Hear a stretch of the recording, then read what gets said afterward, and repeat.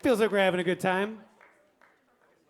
I almost just shouted out a class that I don't even have a class to start, so it would just be silence back to me. Before we get started with our wonderful presenter today, a few thank yous that need to go out. First of all, the boosters.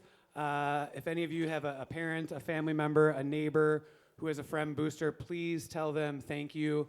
Tell them how much you're enjoying Writers Week. Without their continued support, we would not be able to have 32 years of Fremd Writers Week.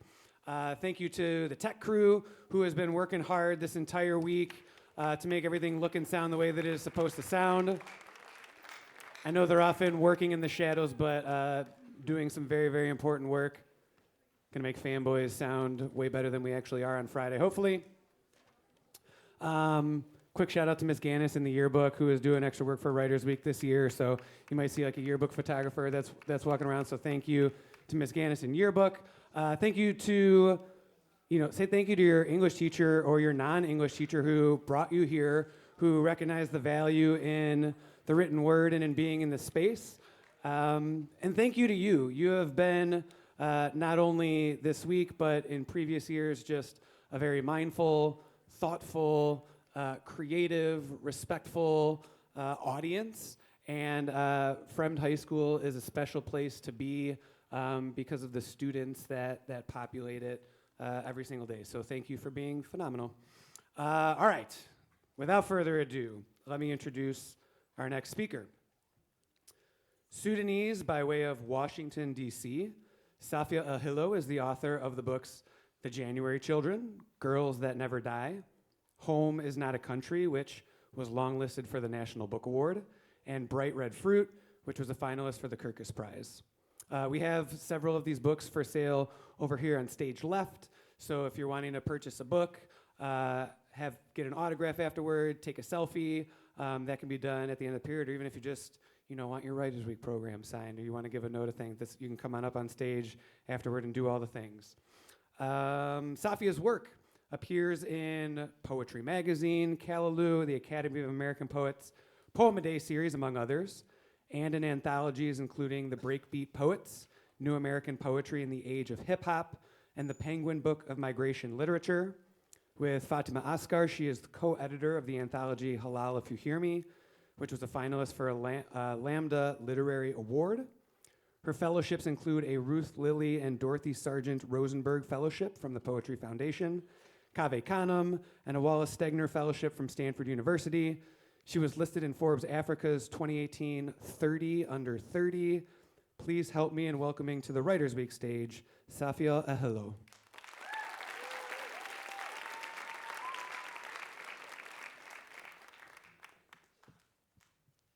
Hi, everyone. Good afternoon. Damn, no one said it back. Thank you. My name is Safia Ahilo, and it's an honor to be here with you all. Hours before, the night outside is black as my grandmother's hair. It's newborn moon in Sagittarius. And in the Maryland house, my mother is 23 behind a winning hand of cards as the water darkens the length of her skirt. December now, and friends still call her al-arus, the bride. 11 months married, and the shock of it not yet settled behind her eyes. Morning, and the baby has not come. Milky winter sun in Sagittarius. I should mention there was a husband, 27. I can hardly imagine it, a boy that age, my father. I cannot picture him in the room, though his work for years to come will absorb him into countries that smell of blood. Maybe he is in the room now, not yet a specter. I sketch him in, but do not know where to put him. Maybe in the corner, back rigid against the white wall. I cannot imagine them ever touching. I smudge him out, correct the still wet scene. He is outside, long-limbed in a hard plastic chair. My mother called him Jack, and this is my only proof they were in love. My mother is almost my mother now, darker color of the noontime sun. In the waiting room, I should also place my grandparents, elegant in that old over-formal way of immigrants. My grandfather's shirt never without a collar, lush neatness of the afro against his head. My grandmother could pass for a film star, hair black and feathered down her back. Any suggestion of curl or coil since burnt away and set every morning in hot rollers, her eyebrows tattooed as they have been all my life, blue-black parentheses, both of them older than the independent state of the Sudan. My grandmother 13 years its senior, my grandfather a January child of unknown birthday, though the colonial offices record it as 26 years before his country is born. They are placid companions, their courtship cooled amicably into a sort of siblinghood, and I have never seen them touch, so I cannot imagine it now. He paces the cool length of the hallway.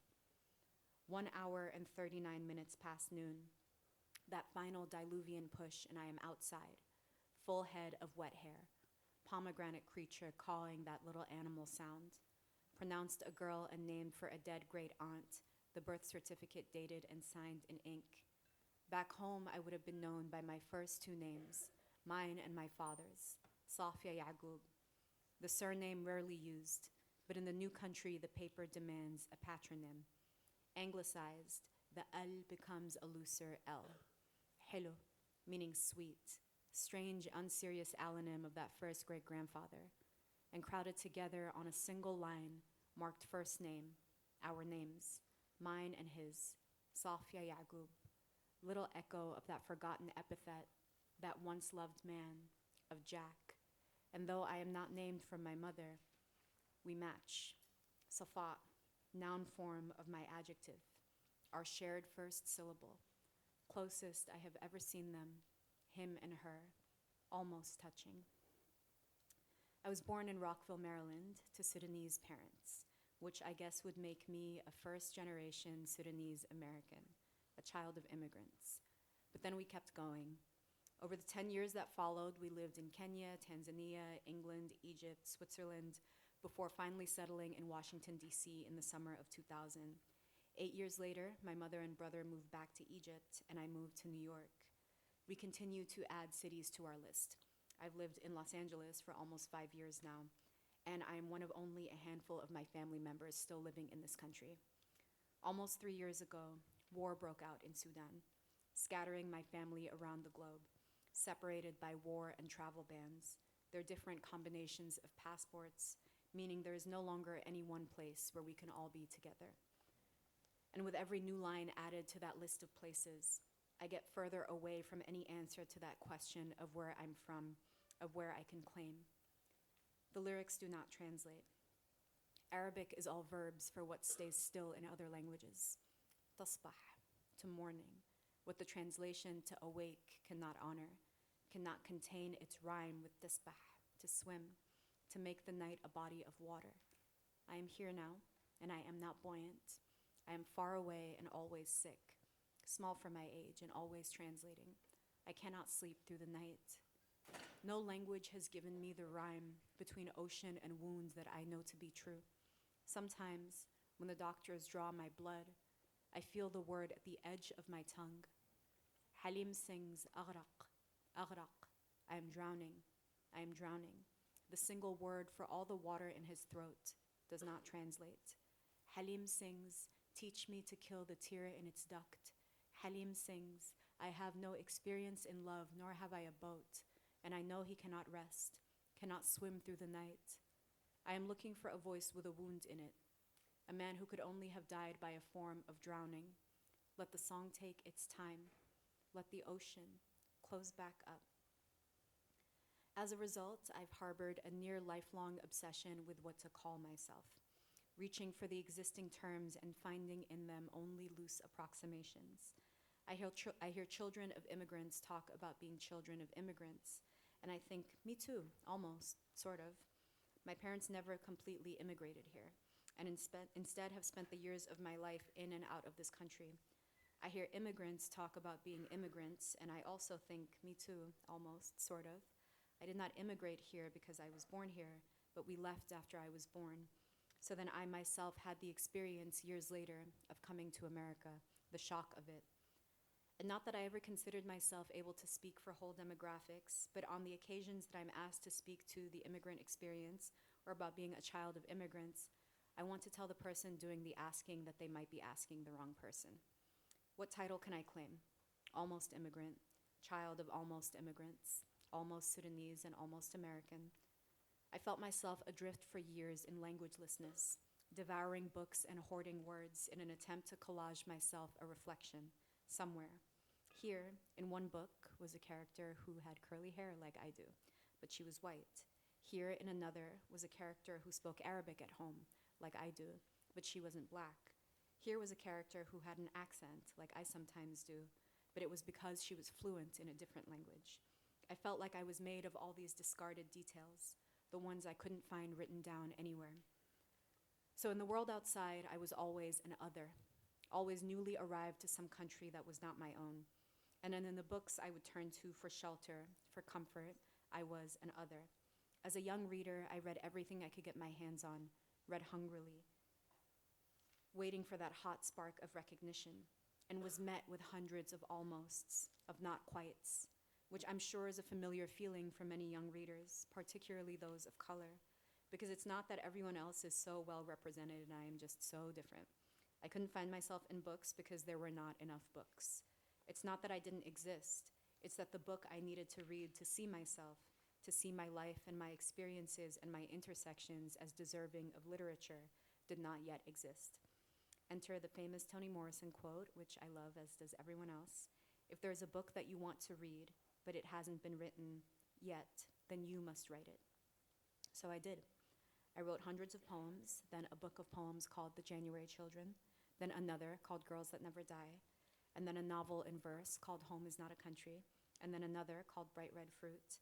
The novel in verse is a hybrid form, a genre in the hyphen between genres, and I think it really lends itself to expressing the feeling of being in between worlds. I'd like to say that that's why I chose to write those novels as a series of poems, but really, the choice to write in verse ultimately comes down to the freedom that verse affords me. I feel like I am never going to be entirely fluent in English, or in any language, really. And verse has always been a space for me where I feel like the rules of the language are mine to set, mine to play with and experiment with and stretch. I feel less at the mercy of external measures of fluency, and instead I feel the language soften and grow more malleable, able to mutate in order to accommodate the things I need to say. I don't feel bound by the rules of proper English or correct grammar, because in a poem, I get to invent my English as one of infinite Englishes and set my own grammar. And I wanted to be able to tell these stories with that set of tools available to me, especially since the medium was new to me, writing fiction. I wanted to at least still have the form where I feel the most at home. My grandparents, and occasionally my mother, speak what an old Arabic teacher of mine used to call translationese, a beautiful crooked syntax where they first conceive of a thought in Arabic before speaking it in English. Turn on the light and turn off the light becomes open the light and close the light. I would like some tomato soup becomes I love tomato soup. These moments of misspeaking are my favorite language, are my language. This is the only language I want to write in. Fact: the Arabic word hawa means wind. The Arabic word hawa means love. Test: multiple choice. Abd al-Halim said, "You left me holding wind in my hands." Or Abd al-Halim said, "You left me holding love in my hands." Abd al-Halim was left empty, or Abd al-Halim was left full. Feiruz said, "O wind, take me to my country." Or Feiruz said, "O love, take me to my country." Feiruz is looking for vehicle, or Feiruz is looking for fuel. Kulthum said, "Where the wind stops her ships, we stop ours." Or Kulthum said, "Where love stops her ships, we stop ours." Kulthum is stuck, or Kulthum is home. One of the conditions of my in-betweenness, of my almostness, is feeling constantly in between language, never fully belonging to one or the other. The guilt of feeling like I traded in one for the other and ended up with an incomplete version of each. I have access to the worlds that the two different languages contain, but I'm also never going to be entirely at home in either, because part of me will always belong to the other one. I feel most comfortable speaking in a sort of hybrid language, where the words can be in Arabic or in English, and I don't have to make sure that what comes out of my mouth is entirely in a single language. I am trying to exercise some of the shame that comes from this lack of fluency by accepting that there's a third language that forms in the hybrid space between the two, between Arabic and English, and that language is my language, the language I am fluent in. In situations where I'm most comfortable, that's the language I speak. My mother and I, or my brother and I, my cousins and childhood best friends, we speak in this combination of Arabic and English. The word comes out in whatever language it was thought in. And I'm trying to write poems that reflect what language sounds like in my head. Growing up bilingual made language my great obsession, my great wound, and my great love. It's basically all I ever want to write about. In the divorce, I separate to two piles: books, English, love songs, Arabic, my angers, my schooling, my long repeating name, English, English, Arabic. I am someone's daughter, but I am American born. It shows in my short memory, my ahistoric glamour, my clumsy tongue when I forget the word for in Arabic. I sleep, unbroken dark hours on airplanes home, and dream I've missed my connecting flight. I dream a new and fluent mouth, full of gauzy swaths of Arabic. I dream my alternate selves, each with a face borrowed from photographs of the girl who became my grandmother, brows and body rounded and cursive like Arabic, but awake to the usual borderlands. I crowd shining slivers of English to my mouth: iris, crocus, inlet, heron. How dare I love a word without knowing it in Arabic? And what even is translation, is immigration, without irony? Safia means pure. All my life it's been true, even in my clouded Arabic. Before Home is Not a Country was a novel, it was a symptom of my obsession with the life I could have led, the person I could have been if I'd been born and raised in the country of my origins. I think often about something the poet Ladan Osman said in an interview. The most difficult part of negotiating both identities was not knowing if I was my authentic self, whether I'd be a different person had I grown up back home. I've also been obsessed for a long time with Mahmoud Darwish's In the Presence of Absence, where he writes, "Exile is a misunderstanding between existence and borders. If I were there," you say, "if I were there, my laugh would be louder and my speech clearer." I spend a lot of time thinking about the idea of alternate or parallel selves in the context of the diasporic experience. Who would I be if I'd only grown up back home? How would I be different? That sort of thing. I wrote a poem called Yasmin about my obsession with the name I was almost given and the parallel life that might have come with that alternate one. I imagine you cannot see it, but it looks like this. It is a contrapuntal. It's in two columns. I'm going to read the left column, the right column, and then I'm going to read them across. Yasmin. I was born at the rupture, the root where I split from my parallel self. I split from the girl I also could have been, and her name, Easy. I know the story. All her life, my mother wanted a girl named for a flower, whose oil scents all our mothers, petals wrung for their perfume. I was planted. Land became ocean, became land anew, its shape refusing root in my fallow mouth, cleaving my life neatly, and my name, taken from a dead woman, to remember, to fill an aperture with cut jasmine in a bowl, our longing, our mother's wilting garlands hanging from our necks. I was born, I was planted, at the rupture, the root where land became ocean, became land anew. I split from my parallel self, I split from its shape, refusing root in my fallow mouth, the girl I also could have been, cleaving my life neatly, and her name, Easy. I know the story, and my name, taken from a dead woman. All her life, my mother wanted to remember, to fill an aperture with a girl named for a flower, cut jasmine in a bowl, whose oil scents all our longing, our mothers' petals wrung, wilting for their perfume, garlands hanging from our necks. For so long, I think I functioned from the idea, lived from the idea, wrote from the idea, that where I am from and where I exist were drastically different places, irreconcilably different even. But to think that way is to first and foremost one of the central ideas of Orientalist thinking, this binary between here and over there, east and west. And I find myself growing increasingly disillusioned these days by the border as a marker of anything, the governance of geography as a measure of figurative distance. For so long, I thought of myself as gone, as far away, aching to go back. But gone from where? To where? Gone from what? Back to what? In a way, I think maybe what I am circling so much in my thinking these days is that I don't really know what a country is anymore, and what it means anymore to be from a country. A country is so fallible, so temporary even. Borders move and mutate and sprout and grow like vines and spread. So maybe what I'm trying to say is that the landscape itself is begging me to find new language for it, after trying and failing over and over to articulate it in these terms of fromness and goneness and distance and absence.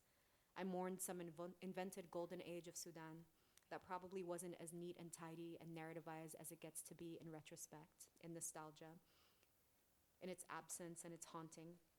Some golden age of Sudan that was deeply classed, deeply grayscale, deeply with its own set of costs and consequences. And still, I decided I was from there and that it was lost to me in being gone, and that because the place, or place in time really, that I felt such attachment to, because that place was gone, I couldn't have any identity except in terms of lack or absence or loss. And in doing so, I developed a bad habit of only talking and writing about Sudan in the past tense, as if it were gone or lost, as if I didn't actually have a life there, one I am mourning now that the war has taken it from me. Because of the war, I am mourning all the time I spent looking backward at a time before mine, instead of relishing the present tense, the actual Sudan I did have. The book I left tented on a nightstand in February of 2023 with plans to pick it up the next time, the casual way I used to be able to say that, next time. But what is it to identify oneself using one's nationality? A nation is such a strange fiction, so arbitrary. Because on the one hand, I am Sudanese, I feel incredibly Sudanese. But on the other hand, what is Sudan? Which Sudan? There are now formally two Sudans, and so many Sudans within those Sudans. So what is it exactly that I am gone from, that I ache to return to? My longing for a place, if pressed too hard, falls apart because I don't know that I even necessarily have a concept of place. It all turns into place in time for me. So of course I had to write a novel about time travel, because my diasporic experience has primarily been an experience of time travel, of that slipperiness between place and time. So much about immigration has felt like time travel to me. The homeland forever preserved as the version of itself we left behind. So to claim that place, to be from that place, requires traveling backwards through time. This eternal limbo of being caught between past and future tense, the past tense of the idealized homeland, the imagined future of finally feeling at home in the host land someday, all while forgetting about the present. The present tense is my third space. That familiar in-between is the only tense I can live in. Warsan Shire writes, "We took such care of tomorrow, but died on the way there. I want to take care of where I already am. Right now I am here, and I want to take care of that, to really be here. Tomorrow I'll be in New York, and I want to take care of that, to really be there. Next week I'll be back home in Los Angeles, and I want to take care of that, to really be there," and so on. I've always wanted to belong to a city, to a place, but never have. But I've always belonged to diasporic communities, everywhere I've gone. Those are my people, rebuilding a life in the aftermath of great rupture. Those are the communities that taught me that there are many Englishes, many Arabics, and that my home was my own to make, that my language was my own to make. I grew up in an invented world, among the people who built it with their own hands. So I grew up believing anything could be made real. Those handmade spaces, those hybrid approximations of one country inside another, those spaces are the closest I've come to feeling from anywhere. My mother says a lot, "I made home." And I think that really helps me combat this notion of home as a fixed, static location that I can only hope to find if I were to just learn the right vocabulary word or tradition or recipe. Instead, it presents the option of home as a portable environment, home as a decision, a project, people, a community, rather than a country. A country is fallible, is at the mercy of its governments and their wars. A country, ultimately, was once itself created by the drawing of a man-made border. So what is a country but the drawing of a line?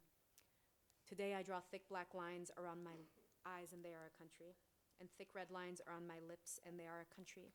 And the knife that chops the onions draws a smooth line through my finger and that is a country. And the tightening denim presses a soft purple line into my belly, And when I smile like my mother, a line flashes between my two front teeth. And for every country I lose, I make another, and I make another. My friendships have been the space where I've healed a lot of my relationship to identity and to belonging. So many of my questions and crises around identity were wrapped up in this idea of a country, of needing one to claim. I was basing my whole sense of who I was around this intangible thing. Meanwhile, the nation state does not care about me. So I'm trying to find ways to identify myself that are not so dependent on something man-made, not so dependent on someone having drawn an often violent, often bloody line on a map, and deciding that that says something about me, deciding that that's what I have to call myself. I'm interested now in trying to find other things to pledge allegiance to call home. My home is not a country. A country is not the only way to belong, to identify oneself. It is maybe the least interesting way to do those things. Home is about love and community and care, not about borders, which are made up, or about countries, which are also made up. My communities and my friendships are the spaces where I can heal from the failures of larger constructs of nation and citizenship and allegiance. I think I actually don't care anymore where I belong, because I know who I belong to, who I am accountable to. And I want to honor that in my work, those little interpersonal spaces that feel like home, when the larger questions about home feel so unanswerable. So I pledge allegiance to my homies, to my mother's small and cool palms, to the gap between my brother's two front teeth, and to my grandmother's good brown hands, good strong brown hands gathering my bare feet in her lap. I pledge allegiance to the group text. I pledge allegiance to laughter and to everyone I have a crush on. I pledge allegiance to my spearmint plant, to my split ends, to my grandfather's brain and gray left eye. I come from two failed countries, and I give them back. I pledge allegiance to no lands, no border cut by force to draw blood. I pledge allegiance to no government, no collection of men carving up the map with their pens. I choose the table at the Waffle House with all my loved ones crowded into the booth. I choose the shining dark of our faces through a thin sheet of smoke, glowing dark of our faces slick under layers of sweat. I choose the world we make with our living, refusing to be unmade by what surrounds us. I choose us gathered at the lakeside, the light glinting off the water and our laughing teeth, and along the living dark of our hair. And this is my only country. So I do have a home in my communities, in my groups of friends, in my family, and this is what I pledge allegiance to when flags continue to fail me. This is what I call home. I've always felt at home in books too, even as a young reader. It just maybe felt for a long time like a home where I didn't have my own room. So now I am trying to build that room, one poem at a time, one book at a time. I'm a person who feels so deeply of the third space that forms in between worlds, cultures, languages, and now in between genres. What is a novel in verse if not that kind of hybrid third space? Much like being a hyphenated American or a diasporic being or a teenager, which is this third space in between childhood and adulthood. It just felt like all these things were versions of each other. The novel in verse is a hybrid form. The diasporic experience is a hybrid form. Adolescence is a hybrid form, which is why I wanted my first novel to be a novel for young people. It started out as an offering to my younger self, the young reader I was who is the reason I am a writer today. I wanted to make a book that would have made it all feel possible for me sooner. It took me a while to really believe that the world I came from was deserving of poetry, of literature, because I wasn't seeing my particular intersection in any book. So I wanted to tell a story about a young person who contains my intersections, and I wanted to offer this story to someone who is the age now that I was then, to hopefully add a little bit to the conversation they might be having with themselves about what is possible in a book, and maybe make a home for them in that possibility, and maybe make a home for them in that book. That's enough to keep me writing. Little homes for all my loved ones, for all my people. That's my hope. I surprise myself with how hopeful I am. Thank you.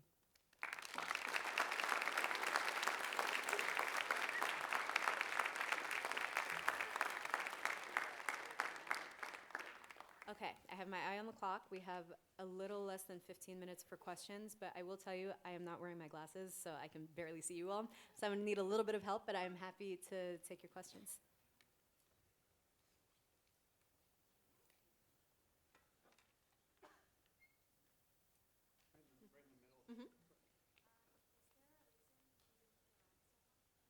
Could you repeat the question a little louder? I can't hear you.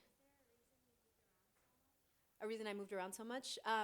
There was always some reason or another, you know? My earliest years, we were moving around with my dad's job, and then my parents got divorced, and my mom went to grad school, took me and my brother with her. We moved in with my grandparents for a little while in Egypt. We eventually came to the US for a job of my mother's. So there was always some adult with a really valid reason why we had to pick up and move countries. From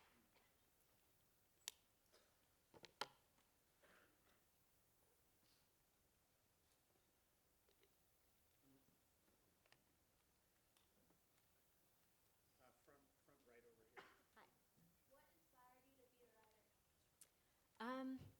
To be honest, it's the only thing in my life I've ever been good at. But the real fact of the matter is I had a million hobbies as a young person, and I would get really into something for a few months and then drop it and move on to something else. And I think the reason the poetry stuck is I was maybe 15 or 16 years old, and a friend took me to an open mic in DC where I was living at the time. And I got up and I read a poem, and it's not that there was this like magic bolt of lightning, it was fine. But I saw all these poets hanging out with each other afterwards, and it was just this most amazing group of weirdos. Everyone had like a piercing or a facial tattoo or a weird outfit or something like that.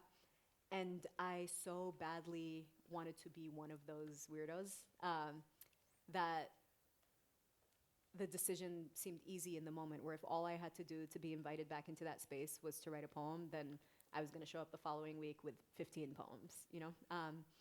And I almost feel like I wanted to be a poet before I even had written very many poems. And it was sort of reverse engineered in that way.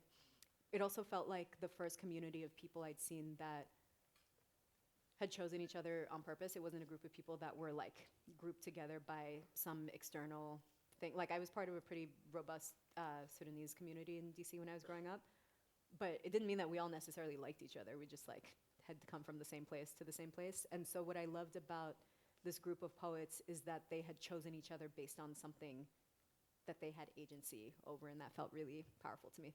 And I hung out with them enough that I started to learn about poetry, and my poems got a little better over the years. But it was really happened backwards, sort of, where I decided on the identity before I actually did any of the work.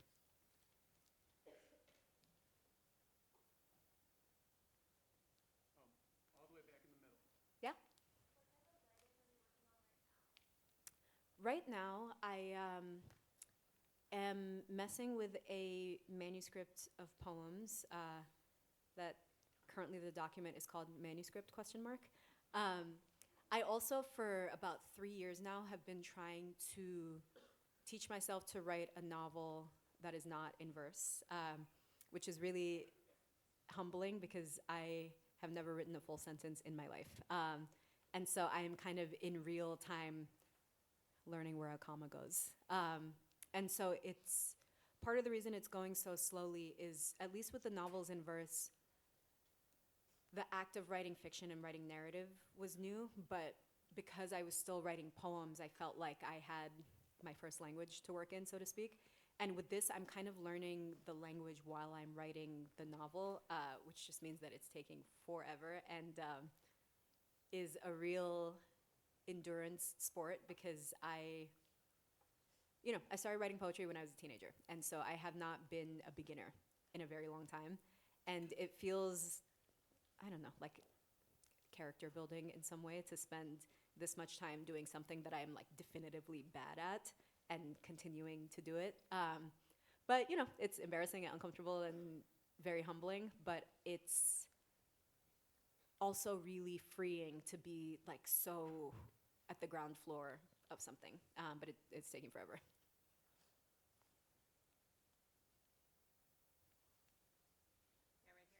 Oh, yeah.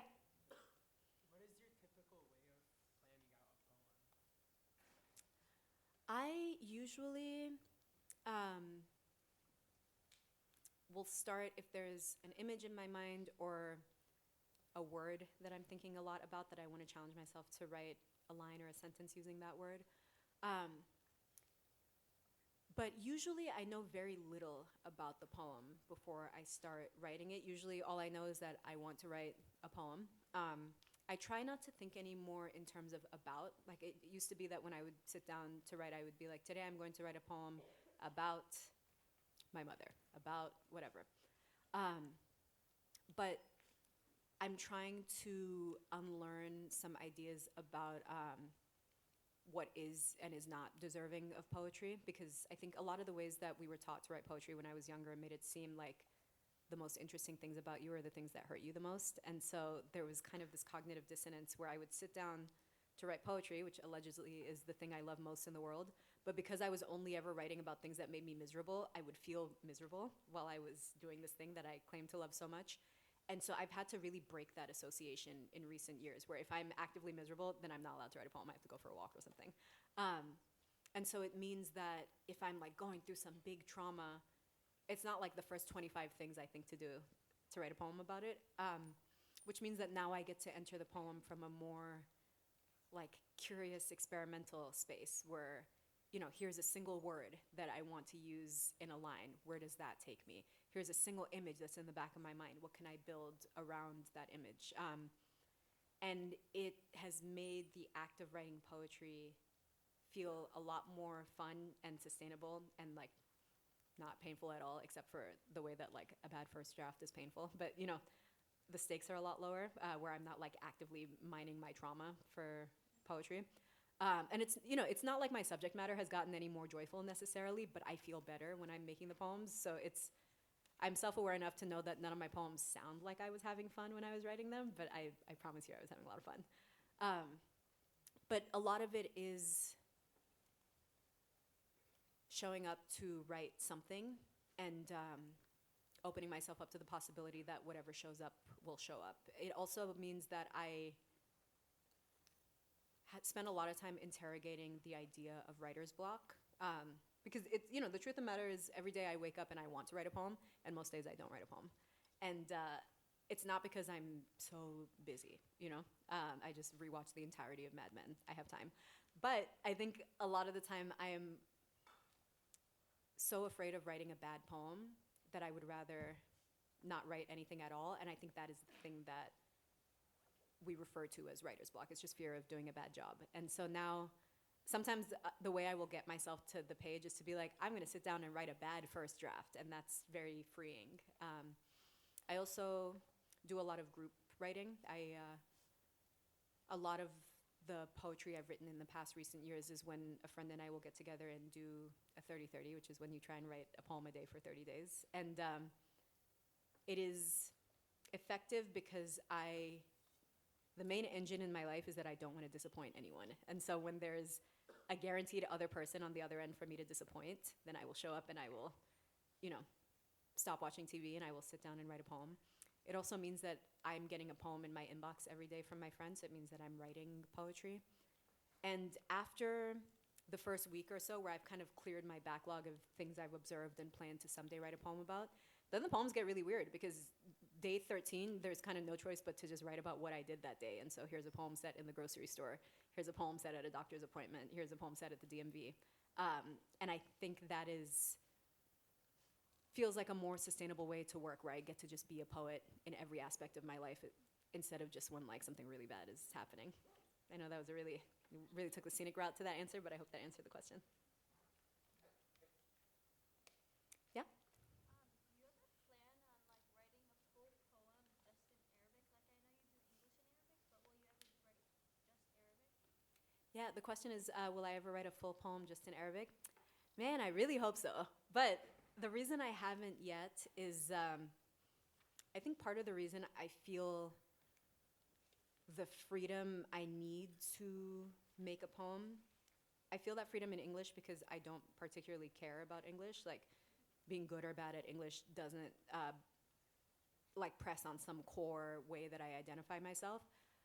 I worry that if I were to try to write a poem entirely in Arabic and it was bad, that would be devastating to me. That would feel like a failure, like at a core personal level. And I think also because I have such a like casual, not sacred relationship to English. It means I can break the language up and use it to do like interesting lyrical things that work for me in a poem. Where I can mess with my syntax, I can misspeak, I can do something strange, I can mess up the grammar in English, and I don't care if someone reads that and is like, "Oh, Sophia's not that good at English." But I feel like I don't trust, and this might just be my like little diaspora wound, but I worry that if I were to try to exercise some of that freedom in Arabic and I were to intentionally misspeak, I wouldn't have the benefit of the doubt from a reader being like, "Oh, she said that wrong on purpose," and instead it'll be like, "Oh, this American doesn't speak Arabic." But that's my own baggage that I need to work out. What I have been doing recently is my grandfather, may he rest in peace, was a poet who wrote in Arabic, and he had one collection published a little bit before he passed away, and I've been, just for myself, not to publish or anything, I've been translating some of those poems, which I think is a good way to keep that part of my brain awake. But again, is very much an endurance sport because my grandfather was one of the great speakers of Arabic, and I am not. And so there's a lot of looking up words and calling my mom to ask for an explanation of something, but it feels like a good kind of foot in the door to just spend that much time with Arabic language poetry to maybe, because also the two poetry traditions are very different. So I'm like very much an American poet, so I think it's also very helpful to kind of get under the hood of some of those poems and understand how they're made and how that is different from the way that I, in my like American poetry tradition, was taught that poems are made. So someday, fingers crossed, but not today yet. Yeah?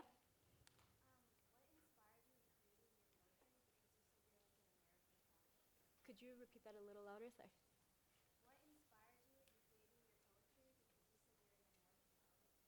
One more time. Or if someone nearby can also, what inspired me to? To create your poetry, because you said that you're an American poet.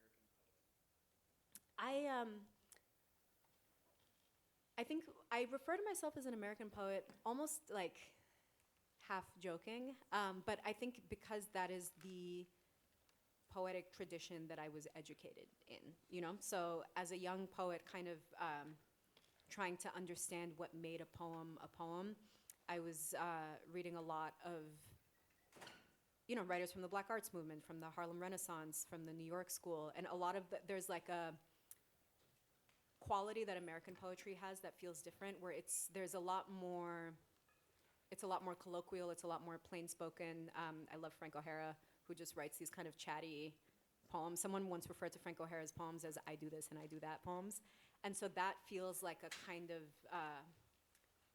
like American poetry feels like it's like the font that my poetry is written in almost. Even though I am, a Sudanese person or whatever, the fact of the matter is just in the literary tradition I work in, I'm an American poet. Because all of my teachers, for the most part, also were American poets.